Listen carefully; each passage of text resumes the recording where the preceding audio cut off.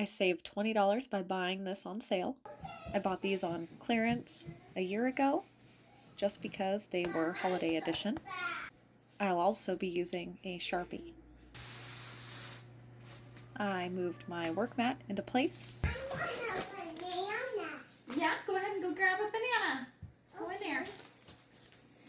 I get out one of the freezer bags and I am going to label it with the contents. This tube is of ground beef, and then Good job. Go to the table. I'm going to also write the date on here. This is how mine looks. It doesn't really matter where you write it as long as it's written down on the bags. I repeat for all 5 bags. Now I am opening all of the freezer bags and I'm actually folding over the Ziploc portion of each of these bags. By folding it over, we're going to hopefully not get any meat in the Ziploc portion. That way it does not allow any air into the bag. That way the meat does not get freezer burnt. What I did was I tied 2 different bags together. That way the meat did not leak on the way home. After moving the bags to make more workspace, I go ahead and I cut near the end of the tube, just not at the very edge of the tube. We don't want to use that portion that's right next to the seal. I begin filling the bags. Yep, now it's getting dirty now. I weigh the bag, because I'm hoping to get 2 pounds per bag. I repeat for the second bag, and third bag, and fourth bag. We're not going to use that stuff at the other end of the tube. And now we have our 5th bag completed, and we're going to weigh it. Ooh, nice. Upon weighing this bag, it is actually over 1/4 pound more than the bag stated it was. Instead of paying $54.90, I paid $34.59. Now this is the most important part of saving the ground beef. So what you want to do is you want to slowly massage and work the meat down into the corners.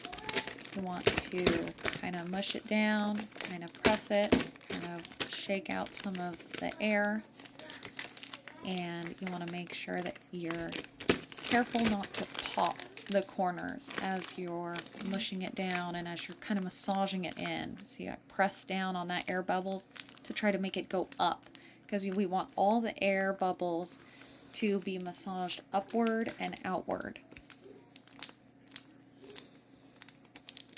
And we're just going to continue massaging it down, filling in all the gaps, pushing out all the air, making sure that it really fills the bag so that we can get all of that air out.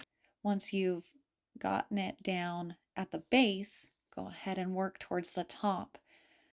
As we work into this corner, we can start closing the bag and massaging it into that corner, and we'll slowly work our way to the right hand side as we continue to make sure there are no air bubbles throughout any of the meat, and we just slowly close the bag as we go and try not to get any meat in there as we get all the air out. Getting all the air out will prevent it from getting freezer burned. It'll make it last longer and taste way, way better. There we go. Then we're going to repeat for all 5 bags.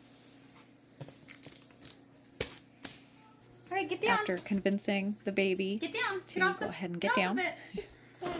Now we can open the freezer and we can freeze the meat.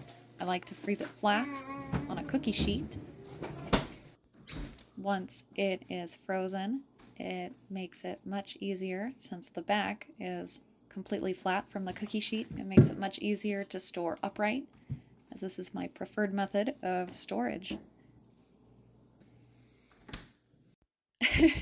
Toddler for size reference.